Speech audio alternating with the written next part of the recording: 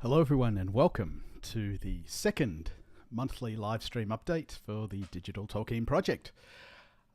We launched last month and here we are again to give you a bit of an update on the stuff that's been going on with the project in the last month, and there's some exciting stuff to talk about. I will put chapter time codes in the description for people that are watching the video later. I first of all want to talk, though, about the Tolkien Glossary and updates to that. We kind of launched the Tolkien Glossary, or gave a sneak peek of it, exactly 4 weeks ago, and the response has been good. I think there's a lot of exciting things coming up with the Tolkien Glossary, and we've done some good stuff in the last 4 weeks as well. So let me switch over to showing you the Tolkien Glossary. For those of you who are not aware, it's available at glossary.digitaltolkien.com. Still in the very early stages, but the idea is really to provide a database of Tolkien words that are used by Tolkien as a sort of central place to do annotations at the word level for all sorts of purposes. And the way that it kind of works, for those of you who didn't see the video 4 weeks ago, was that words are tagged, and tags can be used to do any kind of categorization, whether it's to indicate that words are Elvish, or to indicate that words are color terms, or that they have some linguistic phonological property to them, or whatever. And so we're going to continue to build that out. There's so many ideas that we have, and if you're interested in participating in this, we certainly welcome you to do so, and you can join the Discord to discuss that more. But there's a few new tags that I want to talk about that have been added in the last 4 weeks. One of them is that all of the words with apostrophes have been tagged with the apostrophe tag. So if you want to see all of the words that contain an apostrophe, you can easily get to these. But in addition to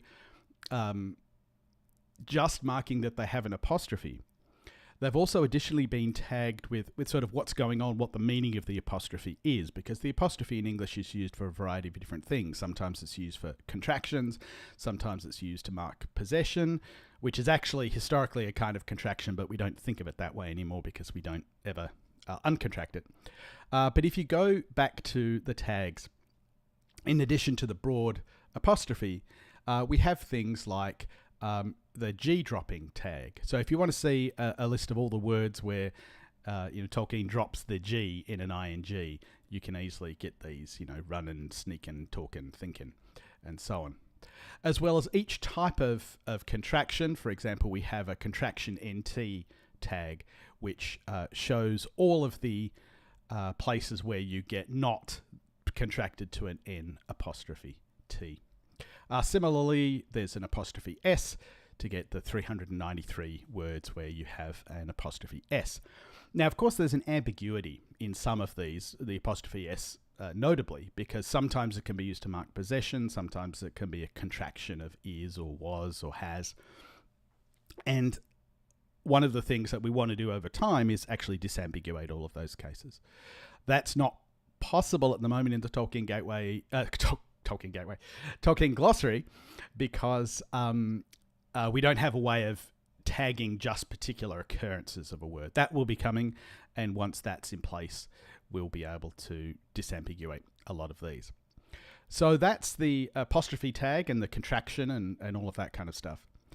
The other set of tags that we've added recently, and this was very much a community effort, is to tag words that are included in the wonderful book, The Ring of Words, Tolkien and the Oxford English Dictionary, by Peter Gilliver, Jeremy Marshall, and Edmund Viner.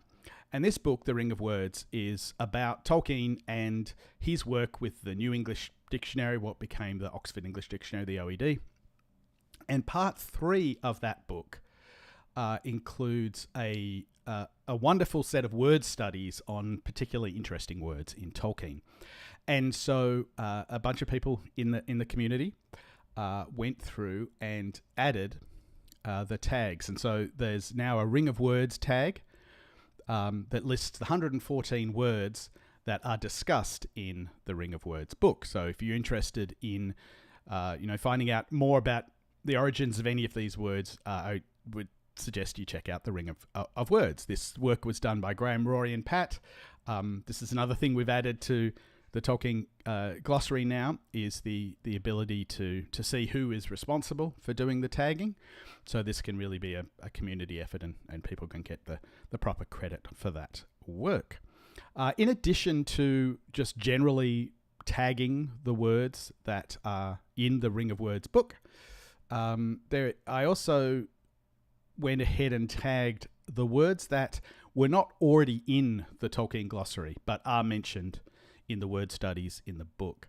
These are words that don't appear in The Hobbit, The Lord of the Rings, or The Silmarillion, but they're words that are covered in the book either because they're in another work of Tolkien's, or they're somehow relevant to sort of Tolkien discussions about Tolkien. So these have been added, but they've clearly marked with a tag to say, hey, this is not in the main corpus that we're currently dealing with, but we can still attach other words to it. I just also want to point out we also now have multi-word expressions. This is the only one that exists, Elder Days, but the Tolkien Glossary does now support multi-word expressions, which will be particularly useful for names of people and places where it's more than one word is involved. So that's something that we'll continue to build out. As I said, if you do have other ideas for tags, if you'd like to be involved, then join the Discord, and we'd love to have you involved in all of that. So I mentioned names of people and places. The other thing that we've been getting back to in the last 4 weeks is something that we've actually been, started really early on, probably 5 years ago. And that's the name index to the works of Tolkien. So I just want to quickly show you sort of where that's at, and because many of you may not be familiar with this. So what we've done so far for The Hobbit, The Lord of the Rings, and The Silmarillion is basically identify all of the capitalized phrases. And you can see here just the start of The Hobbit with various capitalized phrases referring to people or places or groups that are bold and underlined and so on. The solid underline is the first time that the term gets used. The dotted underline is if it's already been introduced. And so in the case of The Hobbit, we've just done the first pass, which is to just simply identify these terms. But one of the things we've done for both the Silmarillion and the Lord of the Rings is actually further classify as to whether those named entities are people or places or groups or some other thing. So here's an example from the Silmarillion, the beloved chapter of Beleriand and its realms, where you can see that places are green, people are red, groups are purple, and others are in black. So that's been done for the Silmarillion. You can see this is useful because it's if you want to see what are all the places that are mentioned in a particular chapter or the people that are mentioned in a particular chapter, you can do that. The other thing you can do, and of course this is not something I should point out that I can make available broadly to the public for copyright reasons, but this is a resource that can be used for at least getting data. And a lot of the name index will be published. We just won't be able to include this sort of the actual text of the works directly.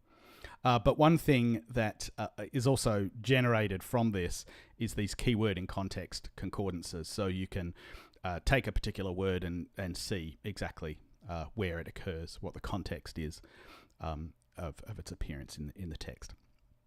So if we come over now to look at Lord of the Rings, where it's also been done, here's the Council of Elrond. And so, of course, you can see people's names, places, groups of people, and so on. And if I come down here and click on Strider, this is only showing you the places where Strider is referred to as Strider. One of the big things that we've been working on and are getting back to working on now is the next level of mapping those literal strings in the text to the actual entities being referred to.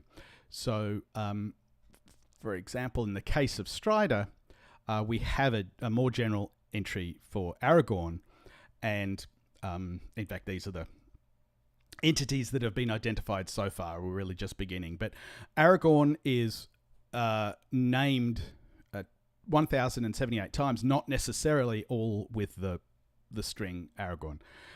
Sometimes, in fact, often it's Strider or Mr. Strider. And so you can see here that regardless of what particular name he's referred to, Aragorn, son of Arathorn, and so on, regardless of what particular name he's referred to, we can map that. And that's going to be really important moving forward for things like finding all the places where Aragorn is mentioned, regardless of what he's referred to. There's a lot of stuff that's going to come out of that. So that's the work that we're doing on the name index. The next thing I want to talk about is a little tool that I built for the for my class that I'm teaching on the history of Middle Earth.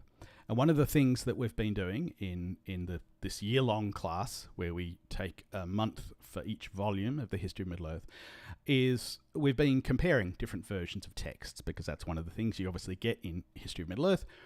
And so one of the things that we did recently is look at multiple versions of the Ainulindalë.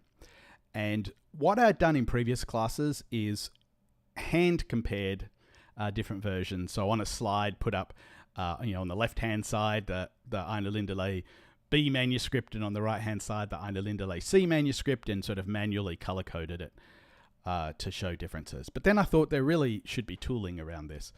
And so I built a little tool, and this is just a prototype, but it's something that was useful for the class, and it's going to continue to be built out. And some of this information I'll be able to share freely. I'll explain this in a moment, what I'm showing you. This I can certainly share. There's another thing coming up in a moment that I won't be able to.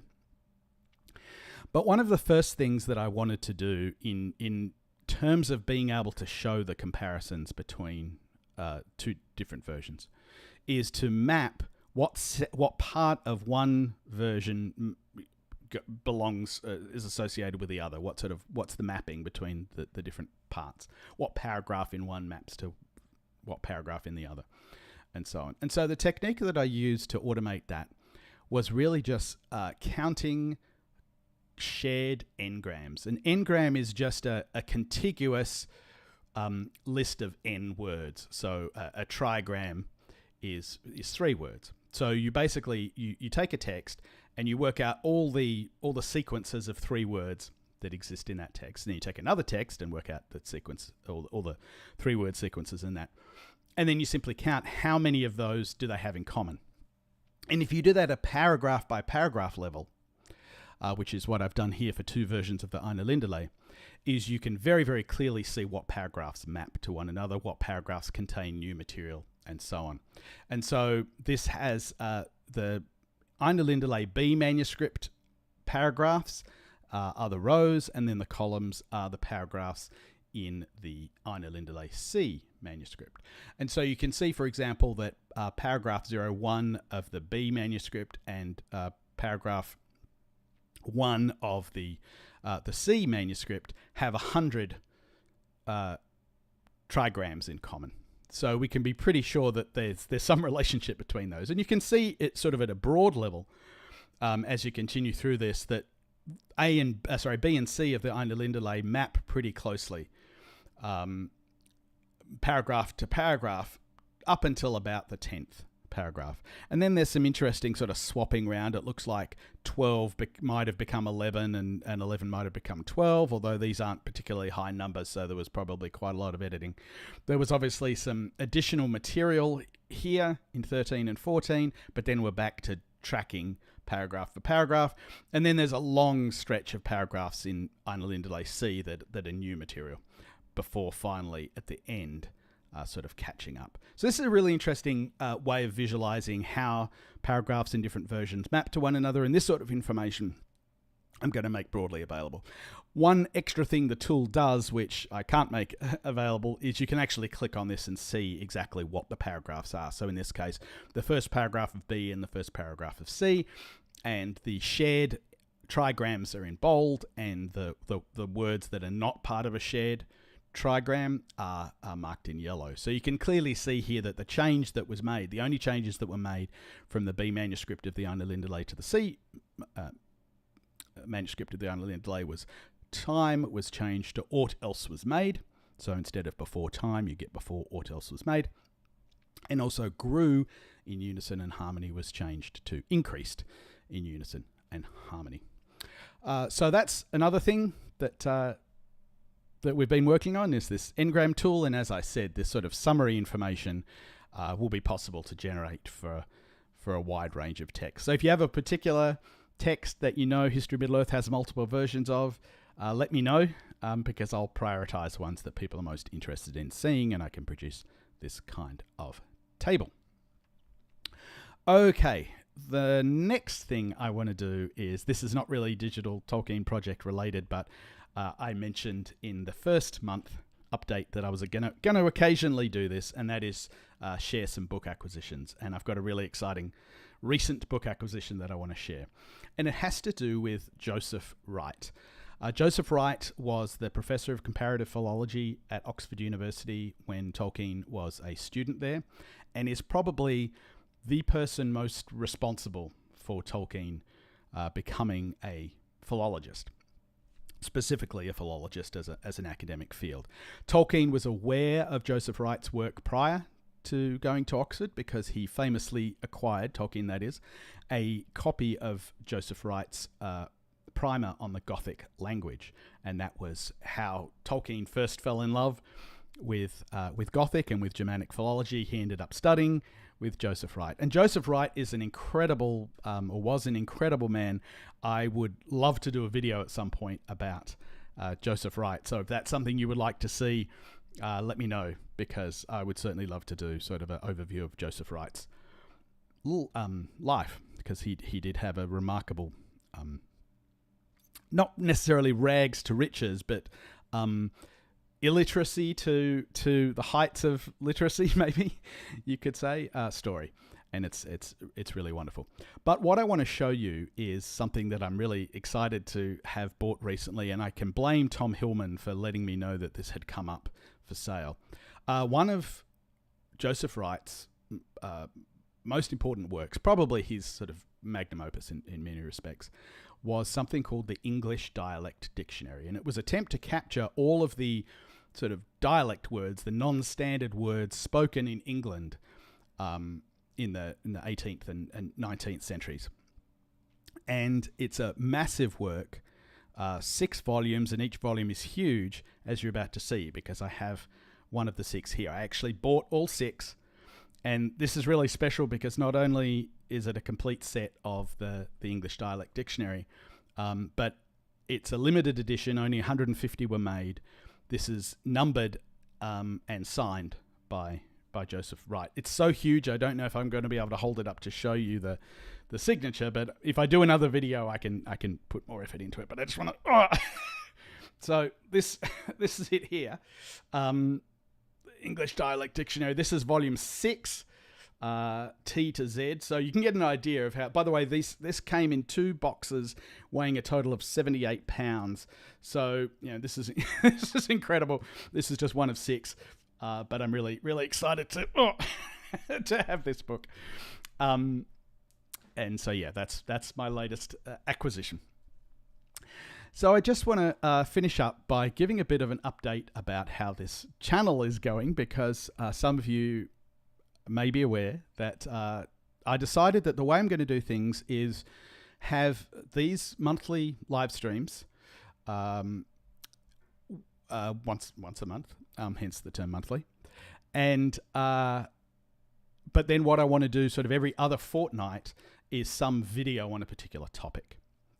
And so I've got a list already of about 5 or 6 topics that I want to cover. 2 weeks ago, I did a video on the opening of The Hobbit. I talked about the initial sentence, the first few paragraphs, and I was actually pleasantly surprised by how well it's been received. So I just want to share that with you because it's kind of a little mind-blowing. Let me see. So this is the In the Hole in the Ground There Lived a Hobbit video that came out 2 weeks ago. It's already gotten 38,000 views. I had sort of prepared myself for the long haul, thinking that my first few videos might get 100, 200 views. and that, you know, maybe 50 videos in or something like that, things would pick up. I'm not expecting this to be the norm. I realized this was just kind of a fluke, that for whatever reason, YouTube started showing the video to the right people. But it's been really wonderful. It's had 38,000 views, as you can see. Almost 2,000 hours have been spent watching this little video, and we've gotten 511 additional subscribers just from this. We're almost at 1,000 subscribers, actually, or almost at 900. But we'll probably pass 900 soon and get to 1,000 next week. So this has been an incredible experience, and I thank all of you who watched it and have liked it and commented on it and so on. I hope you enjoy the future videos that I'm going to do.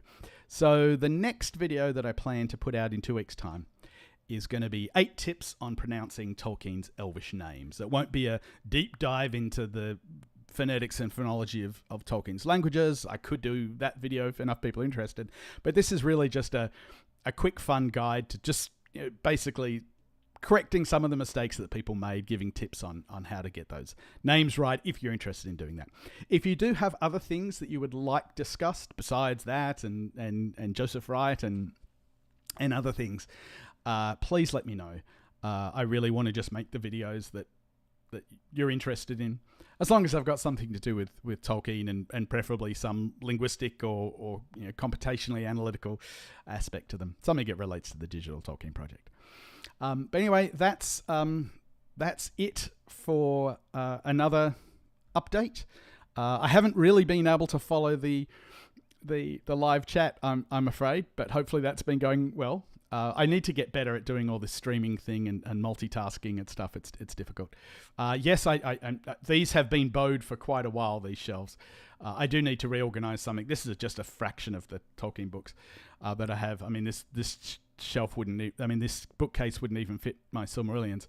But I will at some stage organize all this. But in the meantime, thank you very much for watching. Thank you very much for subscribing to the channel and everything. If you're interested in finding out more about the Digital Tolkien Project, go to digitaltolkien.com, and I invite all of you to, if you haven't already, to join the Discord and participate in the work that we're doing to help analyze and spread the love for the works of Tolkien. So thank you very much, everyone. And I'll be doing that video on the pronunciation in 2 weeks' time, and then we'll do another live update in a month. So thank you, and bye-bye.